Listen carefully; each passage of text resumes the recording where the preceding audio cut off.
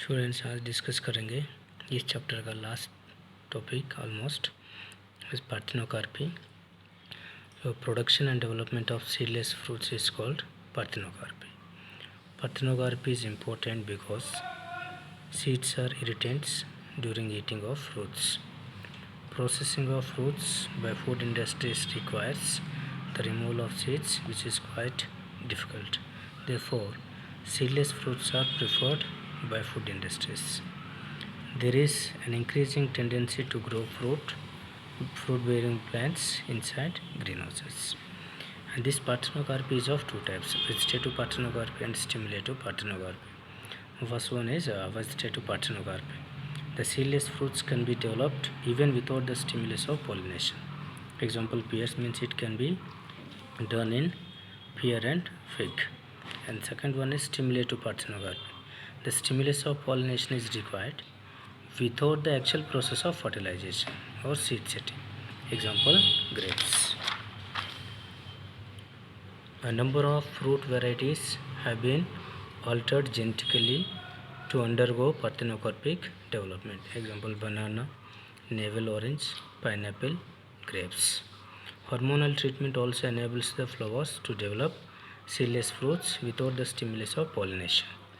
The two commonly used hormones are auxins and gibberellins. Second important topic is sexual incompatibility.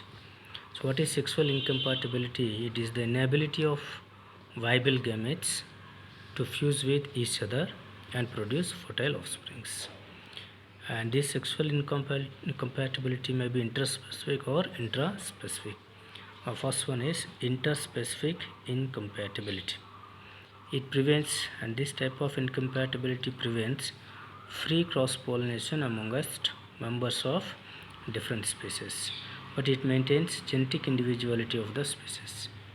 And second one is intraspecific incompatibility, and it is also called self-incompatibility or self-sterility.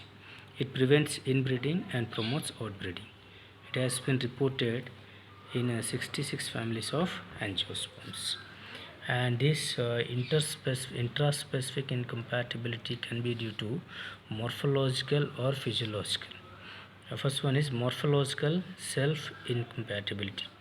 There are two or three different mating types: distylian, tristylian, primular, and lithium. Already these two are discussed earlier when we discuss outbreeding devices. And the second one is physiological self-incompatibility. It is again of two types: gametophytic self-incompatibility and sporophytic. First one is gametophytic self-incompatibility. It is due to genotype of pollen grain. It prevents pollen germination and causes retardation of pollen growth. It can be occur in Liliaceae, Solanaceae and Poaceae families. The second one is sporophytic self-incompatibility. It is due to genotype of sporophyte or stigmatic tissues. It can be occurred in Asteraceae and Brassicaceae. And the importance of self-incompatibility. Self-incompatibility prevents self-pollination, and self-incompatibility has made the plants outbreeders, and outbreeding maintain vigor and vitality of the race. Variations appear due to outbreeding provide adaptability to changes in environment. And last but most important topic, that is apomixis and polyembryon. Apomixis is a mode of reproduction which does not involve formation of zygote through the gametic fusion. It is therefore akin to asexual reproduction, but it mimics sexual reproduction. In plants, apomixis commonly mimics sexual reproduction, but reproduces seeds without fertilization. Simply, apomixis means a formation of seeds without fertilization. It can be found out in some species of Asteraceae and grasses. There are several methods of apomictic development in seeds. That are the two common types are: first one is recurrent agamosperm, and second one is adventive embryon. The first one is recurrent agamosperm.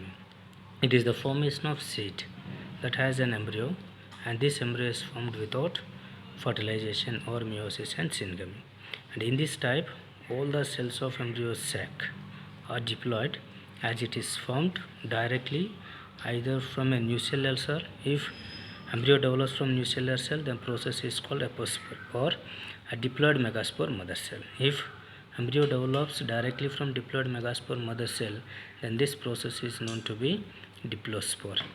The diploid egg as well as other diploid cells of embryo sac can grow into normal embryos, rubus and apple. The second one is adventive embryony, or it is also called sporophytic budding. If embryo develops directly from a diploid cell other than egg is called adventive embryony. And other than egg means if nucellus or integuments develops into embryo, then it is called adventive embryony. Example, citrus and opuntia. The next topic is polyembryony. So it is the phenomenon of having more than one embryo in a seed. In gymnosperms, polyembryony can also occur due to cleavage of growing embryo, and this type of polyembryony is called cleavage polyembryony. Polyembryony is quite common in mango, lemon, orange and all citrus species. And the importance of polyembryony or apomixis. Hybrid varieties provide higher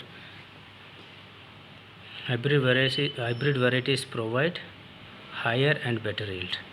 They are therefore preferred. A number of cereals, vegetables are being raised by using hybrid seeds. However, there is one major drawback. Hybrid seeds have to be produced every year because seeds collected from hybrid plants, if sown subsequently, they do not maintain hybrid characters due to segregation or separation of useful traits. Production of hybrid seeds every year is costly, thus increasing the cost of crop production. So this can be avoided if apomixis can be introduced in hybrid seeds. Apomixis is genetically controlled. Therefore, scientists are busy in identifying genes for apomixis so that they can be introduced in hybrid varieties.